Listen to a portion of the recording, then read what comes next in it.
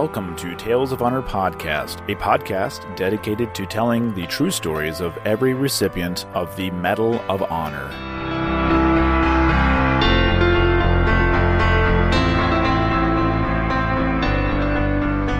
Hello, everyone, and welcome to another episode of Tales of Honor Podcast, the only podcast dedicated to telling the true stories of every Medal of Honor recipient.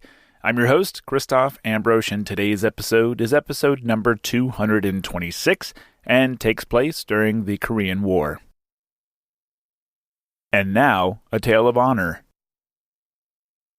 Archie was born on the 17th of March, 1925, in Juneau, Alaska, and grew up in Washington State. He attended school in Darrington and was captain of both the high school boxing and football teams and also played baseball and basketball. After high school, Archie attended the University of Washington for physical education until he enlisted in the U.S. Marine Corps on the 14th of December, 1942. He was a radioman, gunner, and mechanic for 3 years and participated in operations in the Pacific during World War II.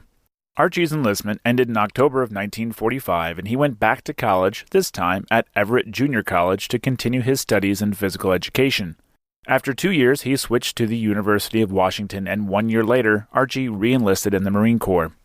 On the 7th of August, 1950, Archie's battalion was mobilized, first to Camp Pendleton, California, and then to Korea. It was his actions during the advance to the Chosin Reservoir as a platoon sergeant that would earn him the Medal of Honor. The citation reads, "For conspicuous gallantry and intrepidity at the risk of his life above and beyond the call of duty, while serving as platoon sergeant in Company B, 1st Battalion, 7th Marines, 1st Marine Division, reinforced, in action against enemy aggressor forces in the vicinity of Sudong, Korea, on November 2, 1950.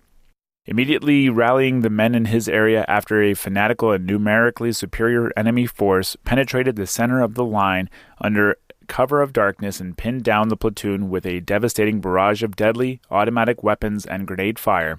Staff Sergeant Van Winkle boldly spearheaded a determined attack through withering fire against hostile frontal positions and, though he and all others who charged with him were wounded, succeeded in enabling his platoon to gain the fire superiority and the opportunity to reorganize.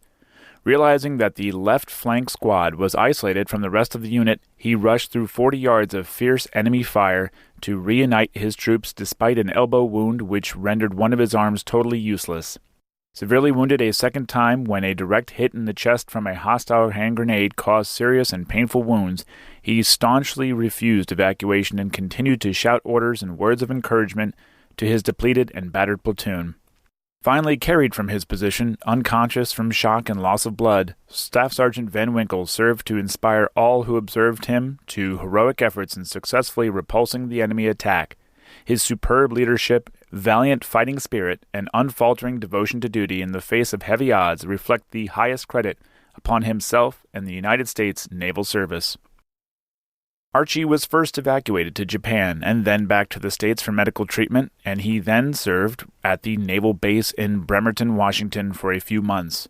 He then left active duty and was transferred to the 10th Infantry Battalion of the Marine Corps Reserves in Seattle on the 16th of July, 1951. The following year, President Truman presented the Medal of Honor to Archie in a ceremony at the White House, and the next day, on the 7th of February, 1952, Archie was sworn in as a second lieutenant under the Meritorious Non-Commissioned Officer Program. He then attended basic school at Quantico, Virginia, and then went on to Air Observation School. Archie completed this in November of 1953 as a first lieutenant and was assigned to the 3rd Marine Division at Camp Pendleton. For 2.5 years, Archie, now a captain, was the assistant officer in charge of the Marine Corps recruiting station in Indianapolis, Indiana, and in May of 1958, he became the commanding officer of the Marine Detachment aboard the USS Newport News. Archie received his Bachelor of Arts degree in History from the University of Washington in June of 1961, before being transferred to Hawaii. In Hawaii, Archie was the company commander with the 3rd Reconnaissance Battalion, 4th Marines, 1st Marine Brigade, and became the director of the 1st Marine Brigade schools and helped establish a brigade guerrilla warfare school in April of 1962. Before that, he was sent to South Vietnam as part of a special observer group in February of 1962 and was later promoted to major in August.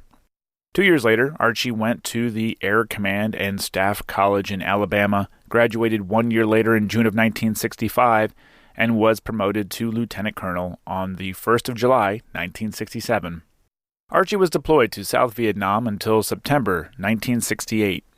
Here, he was the commanding officer of 2nd and 1st Battalions, 1st Marines, consecutively, and received 2 Bronze Stars with V devices for his actions. One was on Hill 689 on the 6th of July, 1968. He returned to the States and served as the Provost Marshal at Camp Pendleton and then the Provost Marshal of the Marine Corps before retiring in February of 1974 after 30 years of service.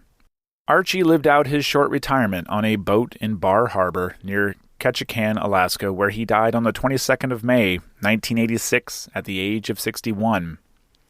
In 1996, a book by Joseph R. Owen called Colder Than Hell, a Marine Rifle Company at Chosin Reservoir, was published that depicted his actions and the actions of his unit during the Korean War. If you remember back to episode 189 of this podcast, I told the story of Gregory Boyington and that he was honored on a memorial at the University of Washington. There was some controversy around the memorial, as it was originally supposed to be a memorial to just him, but the Student Senate had defeated this resolution, stating that the university already had many monuments to, quote, rich white men, end quote, even though Boyington had partial Sioux ancestry and was not rich. It was also questioned if the university should memorialize a person who killed others and, quote, didn't believe a member of the Marine Corps was an example of the sort of person the University of Washington wanted to produce, end quote. I bring this up because ultimately the memorial was built and privately funded, and it was decided to honor all Medal of Honor recipients that had attended the university. Archie's name appears on this memorial with the inscription, ordinary individuals facing extraordinary circumstances with courage and selflessness answer the call and change the course of destiny. Archie Thomas Van Winkle was cremated and his ashes were scattered at sea in the Tongass Narrows near Ketchikan. His cenotaph is in the Sitka National Cemetery in Sitka, Alaska, where his wife and daughter, Bonnie and Jan, who died of carbon monoxide poisoning on his boat 3 years after his death, are also buried. Section Q, Site 10. And that was a Tale of Honor. Thank you for listening to Tales of Honor Podcast. Please head on over to talesofhonorpodcast.com for more information, other ways to listen and support the podcast, and please be sure to leave a good rating and a nice review wherever it is you're listening. If you have any questions or comments, you can send them on over to talesofhonorpodcast@gmail.com. And until next time, I'm Christoph Ambrose. Thanks for listening.